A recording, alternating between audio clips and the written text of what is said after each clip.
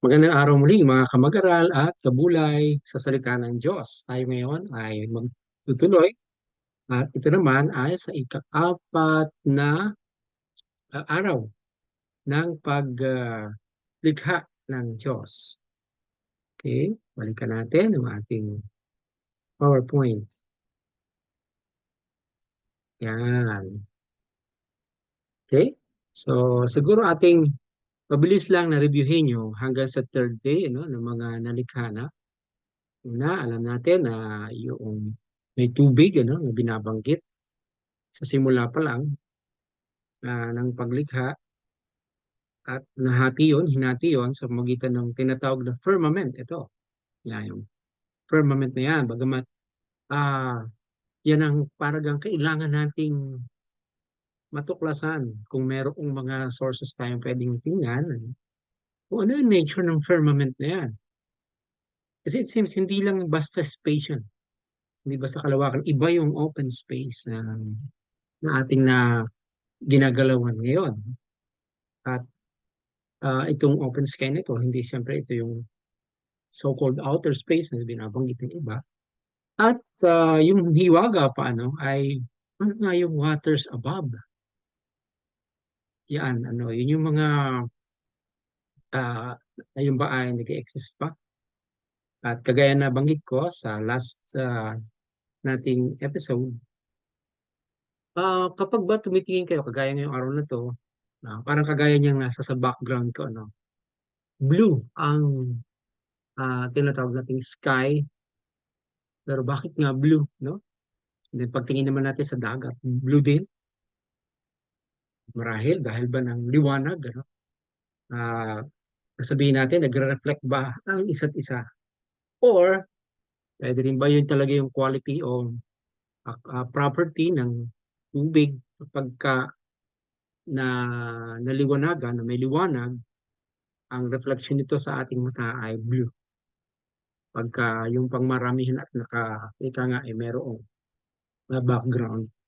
Yun yung mga, pwede ko sabihin mga hiwaga ng paglikha dahil I believe may iba't iba siyempre ang concept at sa modern cosmology o sa science, sa astronomy ay tila may kakaibang portrayal presentation sa atin kaysa sa dito sa sinasabi sa literal na paglikha ng Diyos. So yun yung firmament na yan ang napakahalagang madiscover natin patuloy o ma-research pa rin.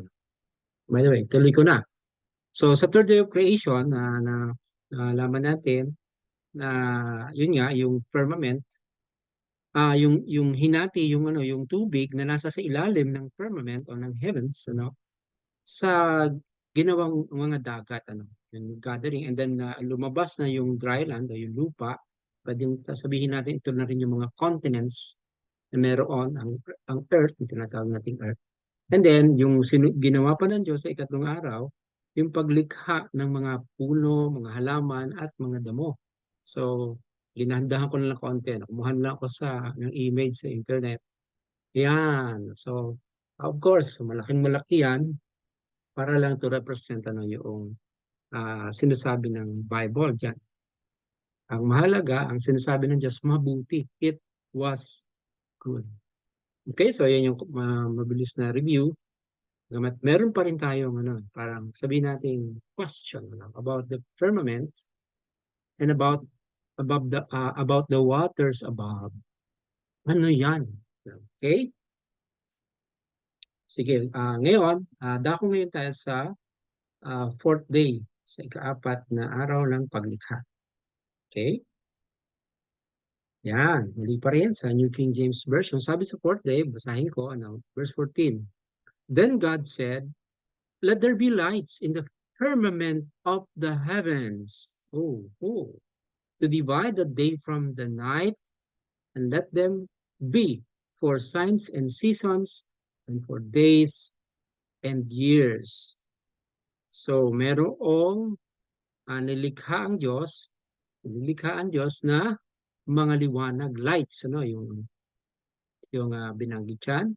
So, gamit lang ulit ako ng konti nating yan. So, lights ha, yun naman ang pinaka, kaya nga sa fourth day, ang pinaka highlight ay lights, mga liwanag. At saan ilalagay? Saan makikita yon? Sabi, in the firmament. So, pwede natin sabing pagka in, yung word na in, bakit hindi ko makita yung pinaka-cursor nito? Okay, and sige. Yeah, basta yung in na lang, in. Yun, yung in, sabihin niya, inside, ano, nasa loob ng firmament uh, of the heavens to divide the day from the night, and let them be for signs and seasons. Yun ang layunin para daw yung mga light na yun ay siyang maghahati ng liwanag sa dilim at para sa mga palatandaan ng mga season sa mga panahon, at mga araw at mga taon. So, basically, yun ang purpose ng mga lights na lilikhain ng Diyos. Sabi pa sa verse 15, and let them be for lights in the firmament, take note in pa rin, in the firmament of the heavens, take note, plural again, sabihin kasama yung firmament of the heavens, ano? So parang nag-i-interchange, parang it seems yung firmament mismo ba ang heavens? Or firmament, bahagi siya ng heavens, okay? Pwede gano'n. To give light on the earth. And it was so. So ang layunin niyan ay magbigay ng liwanag sa earth, sa ating mundo. Ganun na nangyari. It was so. Naganap. Then God, sabi sa verse 16, tingnan natin, ano yung mismong nilikha ng Diyos? Then God made two, take note two great lights. Dalawang malalaking liwanag, o great, dakila. Ganun. Great lights. Okay? The greater light, yung mas malaki, is to rule the day. The lesser light, to rule the night. Okay? So, alam natin, ano, ang greater light, yung tinatawag na sun, araw. Yun, okay? So, lagay natin. At take note in the firmament, dito sa loob ng firmament. Okay? At to rule the day, at yun namang isa pa, yung lesser light, to rule the night. Ito naman yung tinatawag nating moon o buwan. At to rule the night yun. Ngayon, gusto ko lang ma-notice natin ano po. Sinabi niyan ay two great lights, yung greater light and then lesser light. Ngayon, commonly, dahil sa ating modern cosmology, yung sun ay sobrang laki. I think kung 1 million miles in diameter ba yun? Ganun, ano? Tapos 93 million miles ang layo sa Earth. And then ang moon naman ay smaller than the Earth. Ano, dahil ang thinking ang turo ng modern cosmology is parang mga spherical ang Earth, Moon, and Sun.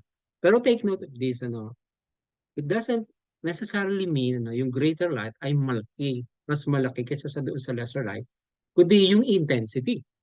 It could be the intensity of the light. Ano, yung greater light, yung sun, and then yung moon ay yung tinatag ng lesser light kasi mas uh, sabihin natin, mas malakas siyempre yung liwanag noong araw kaysa sa buwan. And take note, commonly, ang sinasabi sa modern astronomy is ang buwan, ang liwanag ng buwan ay reflection lamang na nagmumula sa araw. Pero take note, dito po ang sinasabi ay light mismo. Light mismo ang sun and moon. So, ang implication on is by itself, may sariling liwanag ang buwan. Ito ay inherent na ito. Ito yung nasa sa kanyang mismong property and not something na kumukuha ng liwanag o nagre-reflect lang ng liwanag. Yan ang aking direct na pagkakakuha dito. Pareho kasi silang light mismo ang tawag. Hindi parang isang block o isang bilog na malaking bato ang buwan na nagre-reflect ng liwanag ng sun. So, based on this, sa sinasabi ng Bible, So, and then dito, pinapakita just to present here. No? So, ito yung day part, daytime, day part, ano na, ang araw usually ang nagbibigay ng light, ano. And then sa gabi naman ay ang buwan usually, and then of course yung mga stars, sabi doon, and he made the stars also. Ganun lang ha, kasimple ang binanggit, ano, he made the stars also. Oh, di sala. Pero napakarami ng stars, ano, na nakikita natin sa gabi, lalo na. So parang, at in the firmament din, kasi lahat ng lights ay nasa firmament. So yan. And take note, iba't iba rin po ang color na generate ng mga stars. Kaya ginawa kong multicolor yan. Okay? But take note of that, inside the firmament, yung mga lights na yon. At talagang lights sila. So may kanya-kanya silang lights. Ngayon, siguro maisip din natin, ano, di ba, ah, may nilikha ng liwanag ang Diyos eh, sa first day pa lang. Ano, and then God said, let there be light. Sabi sa verse, I think verse 2 or 3. Uh, so, yun, it seems, iba pa yun sa talagang light na ito, na liwanag ng araw at ng buwan. At di ba kung sa ating modern ano din, biology, yung sa mga pag-aaral ng mga halaman, sa botany, eh, kailangan ng liwanag ng araw, di ba? Para mag-grow, magkaroon ng photosynthesis na tinatawag. So, ito na nga. Ah, pero makikita natin, naulang nilikha yung mga puno. Na ano eh, parang kahapon, bago pa ngayon, saka pa nagkaroon ng mga liwanag ng araw at ng buwan. So, ah sequence, ano. So, bakit, sa bagay, kung by araw lang naman ang pagitan, ano, so magsusurvive, ano, kahit wala pang sikat ng araw. Pero may liwanag na, may unang liwanag na nilikha ang Diyos sa first day pa lang. Ano. So, maring yun ang nag-sustain sa mga nilikha mga puno. Kasi kinabukasan pa eh, itong mga araw at buwan at mga bituin. Ngayon, siguro ang mga iba pang lalabas na tanong dyan ay gaano kadaming stars yun? Ngayon, ang kiniklaim siyempre ay million or trillion, billion of stars daw ang meron ang ating galaxy. May tinatawag na galaxy pa. Tapos may iba't iba parang galaxy pa. Yeah, ngayon, yun ang mga sinasabi ngayon ng modern astronomy. No? Pero dito po, sa sinasabi ng Bible, it seems may ano lang eh, parang mayroong exclusive lang na zone, ano, yung paglikha ng Diyos na binabanggit dito. Okay? So, verse 18, take note, God set them in the firmament. So, guys, ko lang bigyan din lagi in the firmament. Nasa sa loob ng firmament na binabanggit na yun. Uh, to give light on the earth. At ang purpose is to give lights sa earth, sa mundo. Ano? Not for other, siguro natin planets na tinatawag ngayon, ano? Kundi sa earth mismo. And siguro, sabihin natin, limitado ba ang mga impormasyon ng Bible? Ano? But the point is, yung po mga term ng mga planets ngayon, mga asteroids, comets, yung iba't iba pa, ay mga likha na po yun ng modern astronomy. Ano? Pero sa Bible, ang classification lang po na nilikha ng Diyos sa mga lights sa heavens, ano, ay sun, the greater light, moon, the lesser light, and the stars. No? At wala pong iba mga binanggit na mga ah, concept ng iba pang mga heavenly bodies, ano, kundi within that category lamang. Ano. Okay?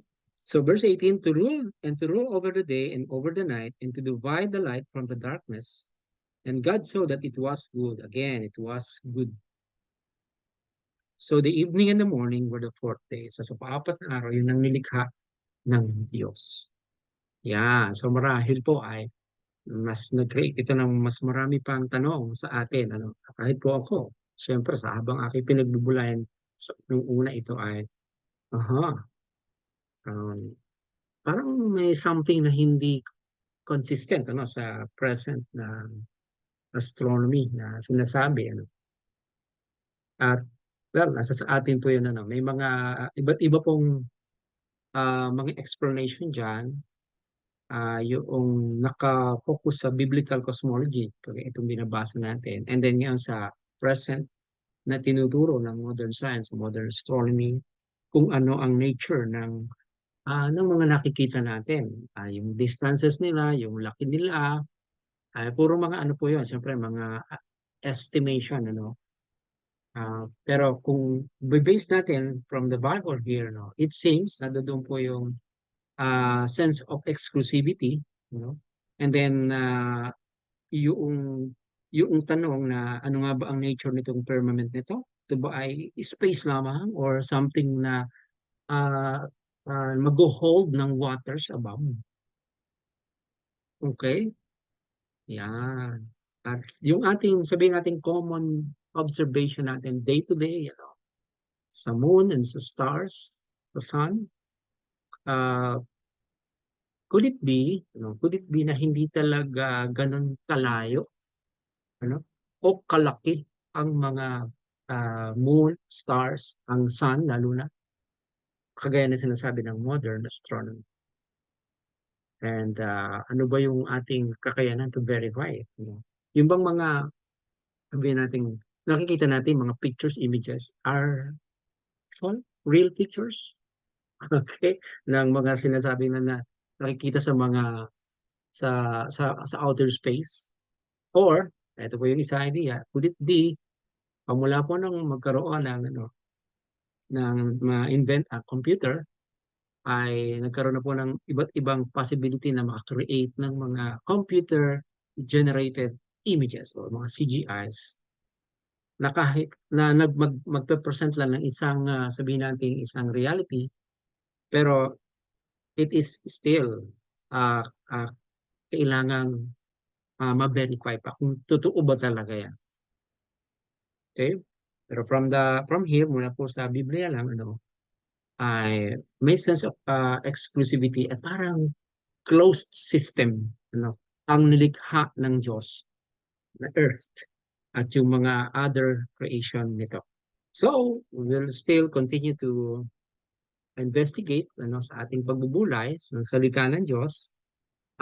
Sa mga, gusto ko lang pong banggitin, after ko matapos po yung hanggang seventh day, yung pinakapagpapahinga ng Diyos, gagawa po ako ng isang, siguro mas mahaba-habang video para i-summarize yung lahat and to make yung ilang tang visual, para po makita natin sa kabuuan yung buong paglikha ng Diyos. For now, ang isa pa rin pong isa nating matitiyak na, na bagay, hindi man natin uh, hindi tayo definite doon sa iba't ibang mga characteristics ng nilikha ng Diyos, pero yung power ng Diyos, still, yun po ang lumilitaw, na wala siyang katulad, walang ibang Diyos na makagagawa ng lahat ng ito, at siya ay Diyos na piniprepare. Kung makikita natin, it's a preparation. Itong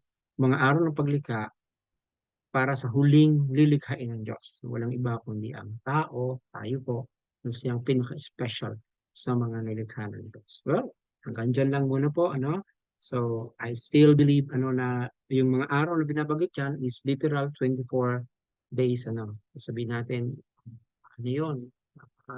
Napakakampangyarihan ng Diyos, syempre, wala pong imposible sa kanya. Kaya niya kahit sinabi nga lang niya ang lahat ng yan at nalikha. Kaya patuloy lang po nating purihin ng Diyos, sambahin siya, pasalamatan siya, at tayo mamangha patuloy sa kanyang kapangyarihan at sa kanyang kahangahangang mga gawa. Tayo pa mga Ngayon, salamat po sa wonder of your creation. At bagamat limitado po yung aming kaalaman, may mga iba't ibang idea kaming maaaring mabasa sa internet o sa iba't ibang sources sa patungkol sa nature ng iyong creation, sa reality, sa mga characteristics nito, properties nito, distances, gaano kalaki, at ano talaga ang nangyayari sa aming mundo, Panginoon. Kaya humingi po kami sa iyo ng guidance patuloy sa aming pong pagtunghay sa iyong mga salita, nawa po ay mas makita namin, Panginoon, at magkaroon kami ng kumpiyansa kung ano talaga ang nature ng iyong mga nilikha na para sa amin.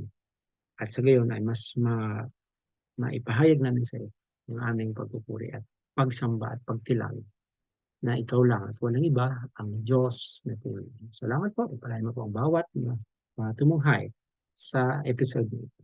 Pagpalain mo sila sa araw nito. In Jesus' name, Amen. Thank you po. Pagpalain kayo ng ating Panginoon.